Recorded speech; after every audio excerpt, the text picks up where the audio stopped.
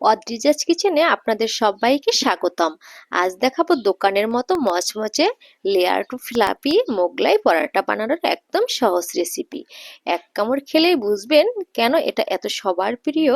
তাহলে চলুন রেসিপিটি শুরু করি। আমি শুরুতে এখানে 1 কাপ পরিমাণ ময়দা নিয়ে নিলাম। এর মধ্যে আমি দিয়ে দিলাম সামান্য পরিমাণে লবণ এবং আমি 2 টেবিল চামচের মতো সয়াবিন তেল দিয়ে দিয়েছি। এটা আপনাদের আমি এখানে মেপে দেইনি, তবে 2 টেবিল চামচের মতো হবে। এবার আমি তেলটা দেওয়ার পরে একটু হাতের সাহায্যে ভালোভাবে এটা কিন্তু আমি মেখে নেব। তো এটা মেখে নেওয়ার পরে যখন হাতে মুষ্টি করলে এটা একটা মুষ্টি ভাব হবে এবং চাপ দিলে ভেঙে যাবে, তখন বুঝতে হবে যে তেলটা একদম পারফেক্টভাবে হয়েছে। আমি আপনাদের একটু দেখিয়ে দিচ্ছি, যে দেখেই বুঝতে পারছেন। তো এবার আমি নর্মাল জল অ্যাড করে দেবো অল্প অল্প করে, একসাথে কিন্তু জল দিতে যাবেন না, তাহলে কিন্তু এটা পারফেক্ট ডো হবে না। আমি অল্প অল্প করে জল দিচ্ছি এবং আস্তে আস্তে মেখে নিচ্ছি।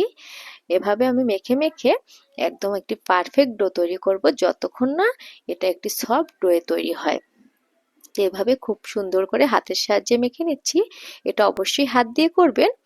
তো দেখতেই পাচ্ছেন ডোটা রেডি হয়ে গেছে। এবার আমি একটি ঢাকনা দিয়ে 20 মিনিটের জন্য রেস্টে রেখে দিলাম। তো 20 মিনিট পর আমি ফিরে আসলাম। তো এখন আমি যে পরাটার মধ্যে মোগলাই পরাটার মধ্যে যেটা দেব সেটা আমি রেডি করে নেব। তো আমি 20 মিনিট পর আপনাদের ডোর একটু টেক্সচারটা দেখিয়ে দিচ্ছি। দেখতে পাচ্ছেন কতটা সফট হয়ে গেছে। তো এটা দিয়ে কিন্তু আমার 2টো মোগলাই পরাটা হয়ে যাবে। 1 কাপ ময়দা দিয়ে 2টো মোগলাই পরাটা হয়ে যাবে। তো এর মধ্যে এবার আমি নিয়ে নিলাম পেঁয়াজ কুচি। তো পেঁয়াজটা অবশ্যই সুন্দর করে কুচিয়ে নেবেন। এরপর নিয়ে নিলাম কাঁচা লঙ্কা কুচি। তো তারপর দিয়ে দেবো স্বাদ মতো লবণ। এটা দিয়ে একটু হাতের সাহায্যে ভালো মতো মেখে নেব, যাতে করে পেঁয়াজটা একটু সফট হয়ে যায়। তারপরে আমি এর মধ্যে অ্যাড করে দিলাম চাট মশলা। আপনাদের কাছে চাট মশলা না থাকলে ম্যাগি মশলা অ্যাড করলেও হবে। তো এটাতে কিন্তু স্বাদটা অনেক বেশি বেড়ে যাবে এবং দোকানের মতো টেস্ট আসবে। এবার আমি এর মধ্যে একটা ডিম ফেটিয়ে দিয়ে দিলাম।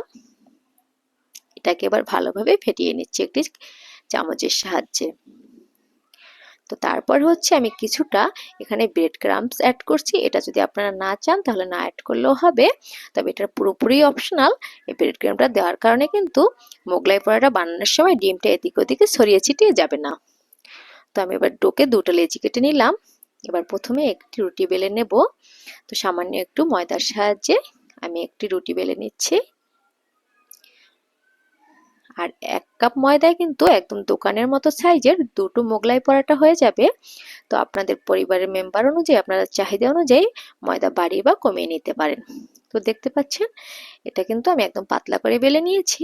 এবার যেটা আমি ডিমের মিশ্রণটা করে রেখেছিলাম এটা আমি রুটিটার মধ্যে দিয়ে দিচ্ছি। তবে আমার এই প্রথম পরোটাটায় ডিমটা একটু কম হয়ে গেছিলো, তবে সেকেন্ডটায় হচ্ছে আপনারা এর পরবর্তীতে আপনি ডিমটা একটু বাড়িয়ে দিবেন, তাহলে পরোটাটা খেতে আরো বেশি ভালো লাগবে। তো দেখতে পাচ্ছেন আমি কিন্তু চারদিক থেকে এভাবে ভাঁজ করে নিচ্ছি। ভাঁজ করাটা কিন্তু একদম ইজি, আপনারা দেখলেই বুঝতে পারছেন কিভাবে আমি ভাঁজ করে নিচ্ছি। তো এভাবে ভাঁজ করা হয়ে গেলে আমি অলরেডি তেলটা চুলোতে গরম করতে দিয়ে দিয়েছি। তো তেলটা গরম হয়ে গেছে। এবার কিন্তু আমি মোগলাই পরাটাকে এবার দিয়ে দেব। তবে যেই দিকে ভাঁজটা করেছি সেটা কিন্তু অবশ্যই উপর দিকে দিবেন, নাহলে কিন্তু ডিমগুলো ফেটে বের হয়ে যাবে। আর এভাবে দিলে কিন্তু একটু ডিমও বের হবে না। তো এভাবে মিডিয়াম টু লো হিটে ভেজে নেব যতক্ষণ না এটা লাল লাল হবে।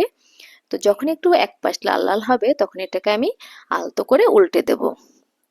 তো উল্টে দিয়ে এটাকে আমি লো হিটে ভেজে নেব, যাতে করে ভিতরে ডিমটা পুরোপুরি সিদ্ধ হয়ে যায় এবং পরোটাটা একদম পারফেক্টভাবে রেডি হয়ে যায়।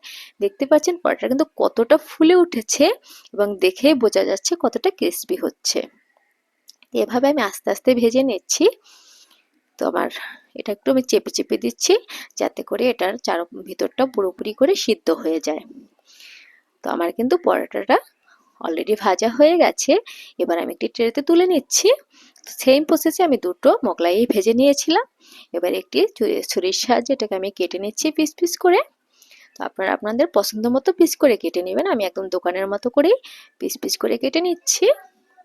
আর এটা কিন্তু খুব সহজেই একদম বাচ্চাদের বিকালের নাস্তায় তৈরি করে দিতে পারেন, একদম কোনো ঝামেলা ছাড়াই ঘরে থাকা সব উপকরণ দিয়েই। তো দেখতে পাচ্ছেন কত সহজে কিন্তু তৈরি হয়ে গেল একদম বাজারের মতো পারফেক্ট মোগলাই পরাটা। তা আমার আজকের এই রেসিপি আপনাদের কেমন লেগেছে কমেন্ট করতে কিন্তু একদমই ভুলবেন না। এবার আমি একটি প্লেটে করে পরিবেশন করছি। তো অবশ্যই গরম গরম সসের সাথে পরিবেশন করবেন, তাহলে কিন্তু অনেক বেশি মজার লাগবে। তো আমি একটি সস দিয়ে দিলাম। আজকের এই রেসিপিটি কেমন লেগেছে অবশ্যই কমেন্ট করবেন। সবাই ভালো থাকবেন, সুস্থ থাকবেন। নতুন ভিডিও নিয়ে আবার আপনাদের সামনে হাজির হব।